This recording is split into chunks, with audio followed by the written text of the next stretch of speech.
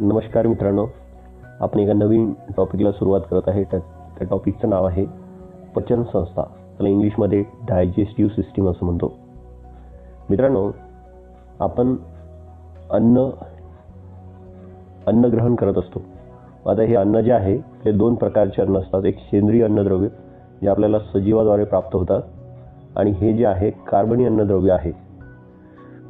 आणि असेंद्रिय अन्नद्रव्य आहे, त्याला अकार्बनी अन्नद्रव्य म्हणतो. म्हणजे या ठिकाणी सेंद्रिय अन्नद्रव्यामध्ये आपल्याला कार्बन पाहायला मिळते आणि असेंद्रिय अन्नद्रव्यामध्ये आपल्याला कार्बन पाहायला नाही मिळत. त्याच्यामुळे त्याला आपण अकार्बनी अन्नद्रव्य असं म्हणतो. यामध्ये अन्नद्रव्यामध्ये आपण सेंद्रिय अन्नद्रव्यामध्ये आपण कार्बोहायड्रेट्स, फॅट्स, प्रोटीन्स आणि व्हिटॅमिन्स हे जे आहे हे जटिल अन्न जे आहे ते आपण शरीरात घेत असतो. आणि काही मिनरल्स असतात, जसं नायट्रोजन, त्या ठिकाणी कॅल्शियम, मॅग्नेशियम आणि फेरस, हे जे मिनरल्स आहे हे सुद्धा आपल्याला आवश्यक असतात. आता अशा जटिल अन्नाचे साध्या अन्नात पचनासाठी साध्या अन्नात रूपांतर करणे आवश्यक असते. तर आपण या ठिकाणी पचन संस्था कशी कार्य करते ते पाहणार आहे. मित्रांनो, अन्न शरीरामध्ये घेऊन त्याच्यावर प्रक्रिया करणे म्हणजे आपण त्याला पोषण म्हणतो. अन्न शरीरामध्ये घेऊन त्याच्यावर प्रक्रिया करणे म्हणजे पोषण होय. काही पोषणाच्या आपल्याला पायऱ्या दिलेल्या आहेत. त्यामध्ये आपण सर्वात प्रथम मुखामध्ये म्हणजे तोंडात अन्न घेणे म्हणजे त्याला अंतग्रहण म्हणतो. त्याला इंजेक्शन असं म्हणतो आपण. ते म्हणजे अन्न शरीरात घेणे म्हणजेच तोंडावाटे शरीरात आत घेणे. त्यानंतर दुसरी प्रक्रिया आहे पचन, त्याला डायजेशन म्हणतो. शरीरात घेतलेल्या जटिल अन्नाचे साध्या अन्नात रूपांतर करणे म्हणजे त्याला आपण पचन म्हणायचं आहे. आणि तिसरा जो भाग आहे तो आहे अवशोषण, त्याला ऑब्झर्प्शन असं म्हणतो. ऑब्झर्प्शन म्हणतो म्हणजे साधे अन्न नलिकेमधून रक्तामध्ये शोषले जाणे याला अवशोषण म्हणतो आपण, ऑब्झर्प्शन म्हणतो. तर हे तिसरी पायरी आहे. आणि पुढची जी पायरी आहे ती म्हणजे सात्मीकरण म्हणतो आपण याला. सात्मीकरण म्हणजे रक्तात मध्ये आलेले अन्न पेशीपर्यंत पोहोचवणे म्हणजे त्याला सात्मीकरण म्हटले जाते. आणि पुढची पायरी आहे बहिक्षेपण, त्याला इजेक्शन म्हणतात. न पचलेले अन्न शरीराच्या बाहेर फेकणे याला बहिक्षेपण किंवा इजेक्शन असं म्हटलं जाते. तर ह्या झाल्या 5 पायऱ्या. याच्यामध्ये आपण प्रामुख्याने अंतग्रहण म्हणजे शरीरात अन्न घेणे, पचन म्हणजे शरीरात घेतलेल्या जटिल अन्नाचं साध्या अन्नात रूपांतर करणे, आणि अवशोषण साधे अन्न रक्तामध्ये शोषणे याला अवशोषण म्हणतो. आणि चौथा आहे रक्तामध्ये घेतलेल्या अन्न पेशीपर्यंत पोहोचवणे त्याला सात्मीकरण म्हणतो. आणि बहिक्षेपण 5वी पायरी आहे, न पचलेले अन्न शरीराच्या बाहेर टाकणे. त्यानंतर मानवी पचन संस्थेचे भाग. तर इथे मित्रांनो, ह्युमन डायजेशन सिस्टीममध्ये अन्न नलिका त्याला एलिमेंटरी कॅनल असं म्हणतो आपण, आणि पाचक ग्रंथी ह्या ह्युमन डायजेशन सिस्टीममध्ये कार्य करत असतात. याच्यामध्ये अन्न नलिकेमध्ये सर्वात पहिले म्हणजे माउथ आहे म्हणजे तोंड, त्याच्यामध्ये टीथ, टंग्स आणि सलाइवा. त्यानंतर फॅरेनॅक्स घसा म्हणतो त्याला, इसोफगस ग्रासिका म्हणतो, आणि स्टमच त्याला आपण जठर म्हणतो. आणि पुढचा भाग आहे ते म्हणजे स्मॉल इंसेस्टाईन आहे, डेड्युनम आहे, जेजुनम आहे आणि इलुगम आहे. हे जे आहे हे लहान आतड्याचे भाग आहे एवढे. आणि पुढे जे आहे आपण लार्ज इंटेस्टाईन म्हणतात, त्याला मोठे आतडे म्हणतात. आणि त्यानंतर आहे रेक्टम आहे आणि ॲनस आहे. हे जे आहे हे झालं पचन संस्थेचे भाग. म्हणजे माउथपासून ते ॲनसपर्यंत आपल्याला हे पचन संस्थेचे पूर्ण भाग दिसतात. याच्यामध्ये या पचन संस्थेमध्ये काही पाचक ग्रंथी सुद्धा कार्य करत असतात. त्याला डायजेस्टिव्ह ग्लँड्स असं म्हणतो आपण. त्याच्यामध्ये पॅनक्राईज आहे, त्याला स्वादुपिंड म्हणतो. लिव्हर आहे, यकृत म्हणतो आपण त्याला. गॅस्ट्रिक ग्लँड आहे, त्याला जठर ग्रंथी म्हणतो. आणि सलायव्हरी ग्लँड आहे, त्याला लाळ ग्रंथी असं आपण म्हणतो. मित्रांनो, आपण आता याच्यानंतर विस्तृत असं पाहणार. याच्यामध्ये आता मुखात म्हणजे आपण अन्न ग्रहण केल्यानंतर सर्वप्रथम जे आहे ते दाताचं कार्य आहे म्हणजे टीथचं कार्य आहे, ते म्हणजे अन्न बारीक करणे. साधारण आपल्याला आपल्या पूर्ण जन्मभरात आपल्या पूर्ण आयुष्य कालामध्ये 52 दातं येत असतात. त्याच्यामध्ये दुधाची दातं 20 आणि कायमची दातं जे आहे 32 असतात. 7 ते 8 महिन्यापासूनच्या सुरुवातीपासून जन्माच्या तर 2.5 वर्षापर्यंत या 20 दुधाच्या दाताची वाढ होत असतात. त्यानंतर 7 ते 8 वर्षापासून सुरुवात होऊन 32 दातं जे आहे कायमचे ते आपल्याला येत असतात. याच्यामध्ये आपण जर विचार केला तर आपल्याला प्रामुख्याने पटाशीचे दात, सुळे दात आणि उपदाढा आणि दाढा अशा प्रकारचे दात असतात. यामध्ये आपल्याला सूत्र पाहता येईल की आपल्याला वर जे आहे, वर हे 4 पटाशीचे दात आहे आणि खाली 4 पटाशीचे दात पाहायला मिळतात. तसे सुळे दात वर 2 आहे आणि खाली 2 आहे. त्यांना उपदाढा 4 वर आहे, खाली 4 आहे आणि दाढा जे आहे वर 6 आहे आणि खाली 6 आहे. अशी एकूण 32 दात आपल्याला पाहायला मिळतात. त्याच्यासाठी एक सूत्र आहे मित्रांनो, या सूत्राचा आपण नेहमी उल्लेख करतो, ते म्हणजे 21-23 छेदात 21-23 म्हणजे वर जे आहे गुणीला 2 करायचं, म्हणजे आपल्याला या ठिकाणी ह्या सूत्राच्या सहाय्याने पटाशीचे दात, सुळे दात आणि उपदाढा आणि दाढा यांची माहिती मिळते. त्यानंतर आपण पाहणार पुढचा भाग, ते म्हणजे जिभेचं कार्य. मुखात अन्न गेल्यानंतर दाताचं कार्य आहे ते म्हणजे बारीक करणे, अन्न बारीक करणे. त्यानंतर जीभ जे आहे, जिभेचं काय कार्य आहे, तर मुखातील हा एक सेन्सरी ऑर्गन्स आहे. जिभेवरील स्वाद कलिकांमुळे, टेस्ट बर्ड्समुळे अन्नाची चव कळते आपल्याला. फिमेलमध्ये टेस्ट बर्डची संख्या जास्त असते. जिभेवर आलेल्या अन्नाची चव क्रॅनियल नर्व्सद्वारे मेंदूकडे पाठवले जाते. मेंदू या चवीच्या आधारे अन्नाची गुणवत्ता ठरवत असते. या ठिकाणी अन्नाची जी चव आहे ती आपल्याला जिभेच्या कोणत्या पार्ट्सवर, कोणत्या भागातून मिळते, तर आपल्याला साल्टनेस म्हणजे खारटपणा जे आहे आणि सोर्सनेस ज्याला आंबटपणा म्हणतो, तो आपण जिभेच्या दोन्ही बाजूतून आपल्याला पाहायला मिळते. म्हणजे खारटपणा आणि आंबटपणा जिभेच्या दोन्ही बाजूने आपल्याला अनुभवायला मिळते. त्यानंतर बिटर ज्याला आपण कडू म्हणतो, हे जे आहे जिभेच्या शेवटी आपल्याला त्याचा अनुभव घ्यायला मिळते. आणि स्वीट गोडपणा म्हणजे जे जिभेच्या सुरुवातीला त्याचा अनुभव घ्यायला मिळते, चव घ्यायला मिळते. आणि प्रथिने आणि अंडे यांचा उमामी अशा प्रकारची चव आपल्याला येत असते, उमामी. तर हे झालं मित्रांनो अन्नाची चव. त्यानंतर अन्न जे आहे ते मुखात गेल्यानंतर म्हणजे तोंडात गेल्यानंतर त्याच्यामध्ये लाळ असते. ती लाळ जी आहे अन्न ओले करण्याचं कार्य करते. लाळ ही जी आम्ल आहे, लाळ ही एक आम्ल आहे, त्याचा जो pH आहे तो 6.8 एवढा आहे. एक व्यक्ती रोज 1.5 लिटर लाळ स्त्रवत असते. मुखामध्ये लाळ स्त्रवण्याच्या ग्रंथीची संख्या जवळपास 800 ते 1000 एवढी असते. परंतु मुख हे 3 ग्रंथी असतात. त्यामध्ये मूल ग्रंथी आहे. कर्णाच्या म्हणजे कानाच्या पुढील भागात सर्वात मोठी लाळ ग्रंथी म्हणून याचा आपल्याला उल्लेख करता येईल, मूल ग्रंथीचा. आणि पुढच्या ज्या ग्रंथी आहे त्या आहे अधोहनु ग्रंथी. त्याच्यामध्ये ही ग्रंथी दाताच्या जवळ असते.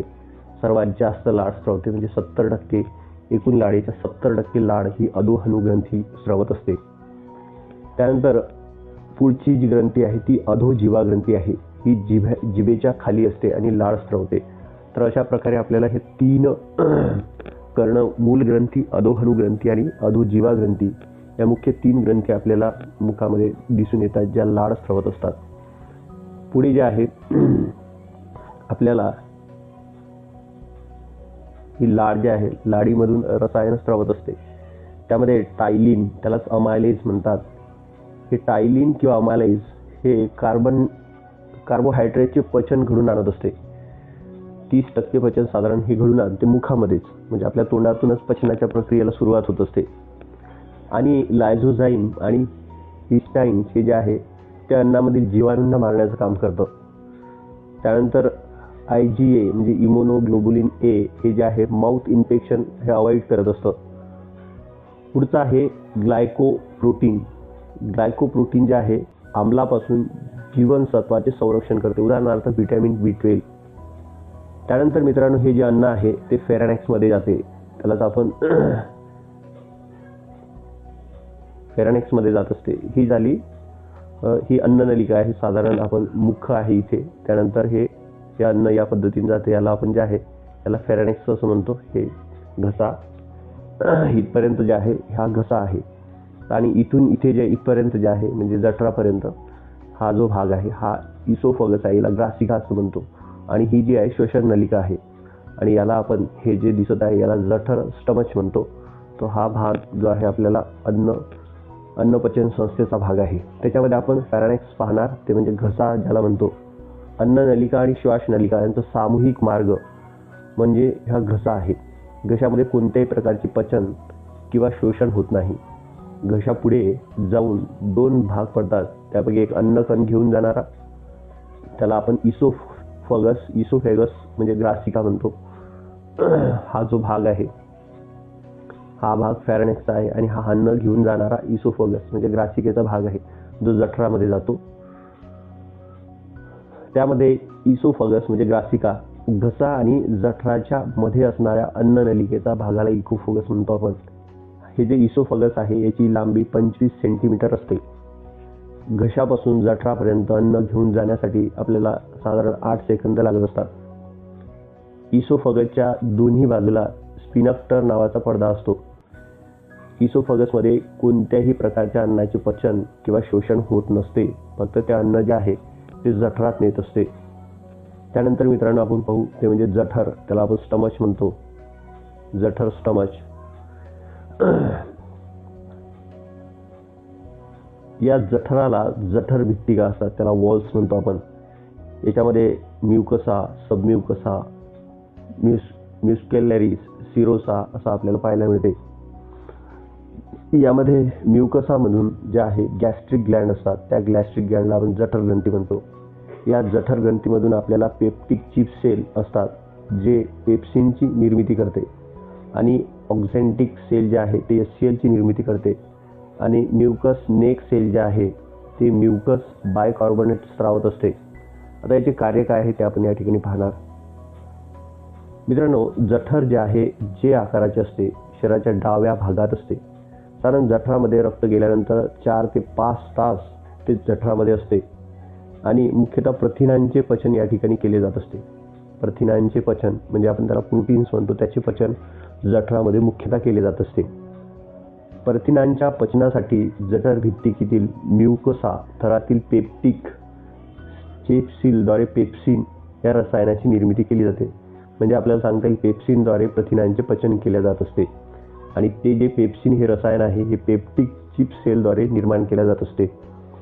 त्यानंतर जठरामध्ये प्रथिनांच्या पचनासाठी आम्ल माध्यम असते. कोणतं असते? आम्ल माध्यम असते.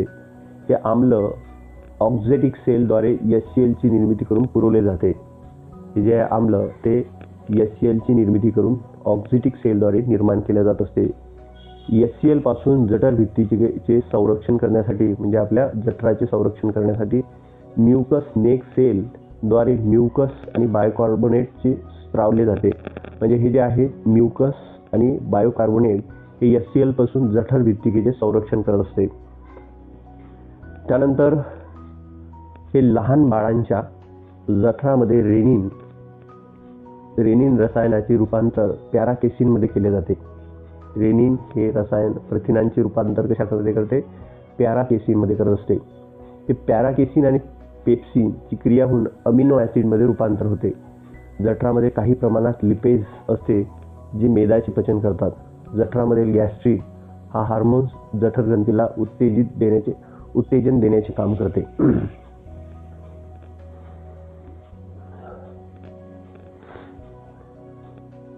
मित्रांनो, आतापर्यंत आपण या ठिकाणी हे जठर पाहिलं. याच्यामध्ये हे इसोफेगस आहे आणि हे जे दिसत आहे तुम्हाला हा भाग लिव्हर आहे.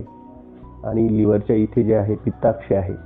हे लिव्हरमधून पित्ताशयाची निर्मिती होते आणि पित्ताशयामध्ये ते पित्तरसाची साठवणूक होते. आणि पित्तरस पुढे जे आहे हे पॅनक्राईज आणि पित्तरस हे जे आहे लहान आतड्यामध्ये अन्नपचनासाठी मदत करत असते. आणि इथे हे लहान आतड्यांचा भाग आहे. हे डेड्युनम, जेजुनम आणि इलियम, तर हे लहान आतडे आहे.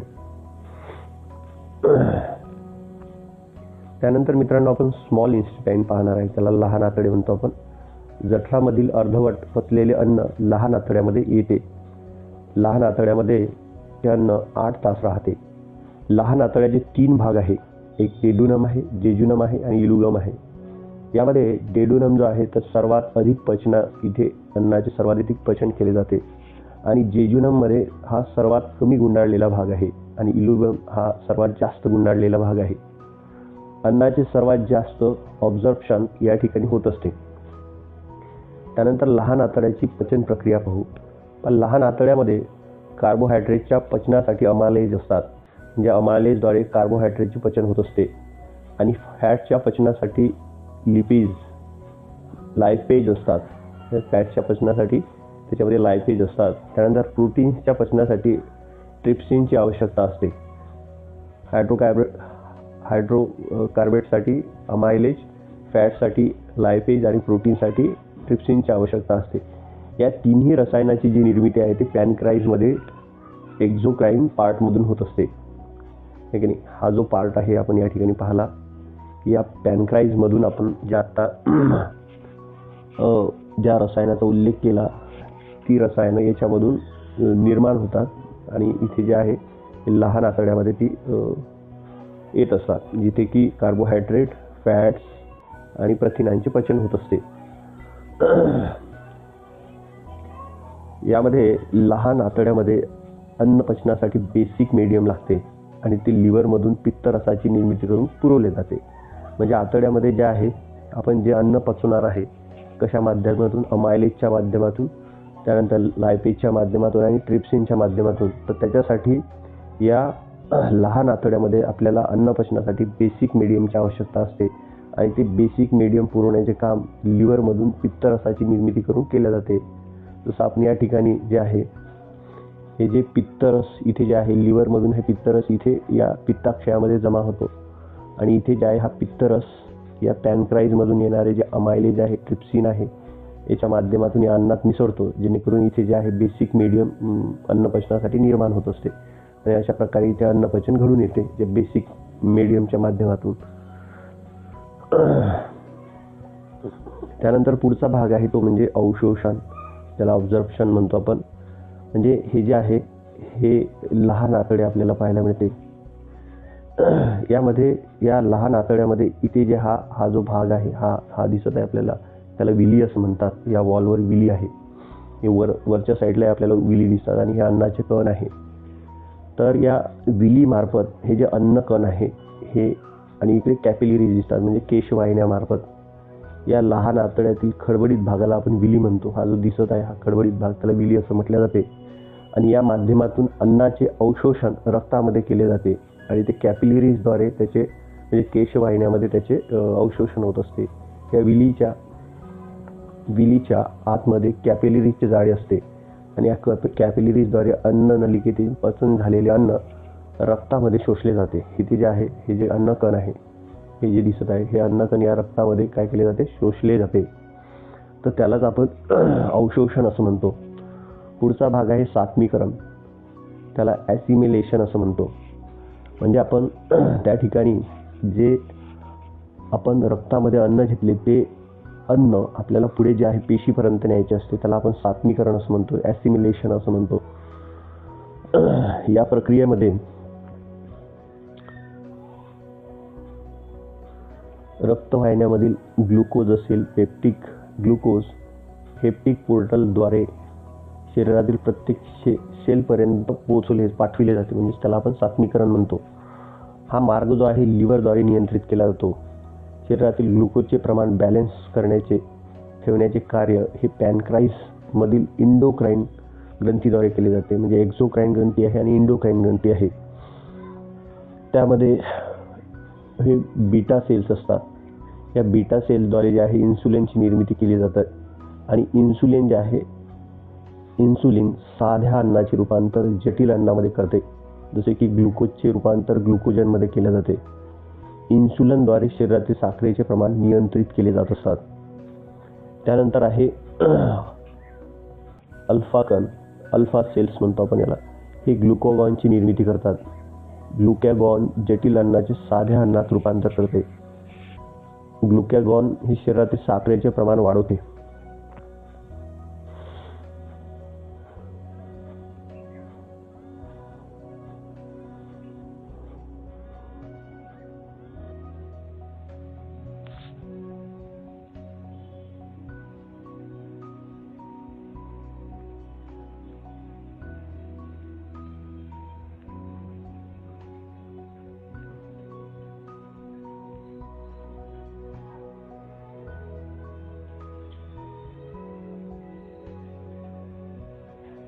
मित्रांनो, आपण या ठिकाणी अल्फा सेल आहे. अल्फा सेल जे आहे हे ग्लुकोगॉनची निर्मिती करतात आणि ग्लुकोगॉनचे जटिल अन्नाचे रूपांतर साध्या अन्नात करतात. ग्लुकोगॉनचे ग्लुकोजमध्ये रूपांतर होते. ग्लुकोगॉन हे शरीरातील साखरेचे प्रमाण वाढवते. त्यानंतर आहे पुढची सेल थीटा सेल. हे सोमॅटोस्टॅटिन हार्मोनची निर्मिती करतात. सोमॅटोस्टॅटिन जे आहे हे इन्सुलिन आणि ग्लुकोगॉनच्या निर्मितीवर नियंत्रण ठेवत असते. आणि पुढे आहे पीपी सेल. ह्या सेल पॅनक्राईजमधील संपूर्ण भागामध्ये समन्वय प्रस्थापित करण्याचे कार्य करतात. पुढे मित्रांनो लार्ज इंटेस्टाईन आहे. याला मोठे आतडे आपण म्हणतो. आकृतीमध्ये जो आपल्याला भाग दिसत आहे हा भाग मोठ्या आतड्यांचा भाग आहे.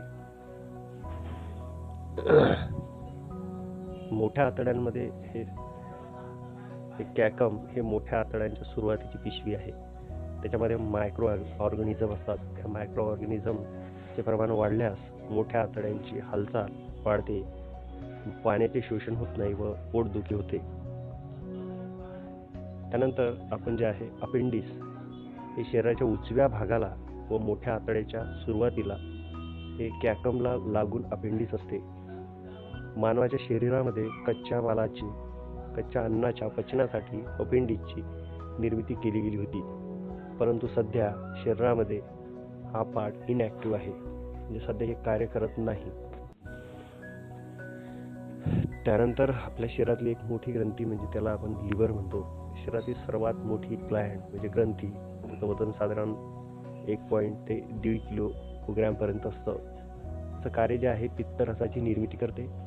व्हिटॅमिन ए, डी, के आणि B12 यांची निर्मिती करते. प्रोथ्रोबिन, फायब्रोजिनिन, हेपरिन, अल्बाइन या रसायनाची निर्मिती करत असते.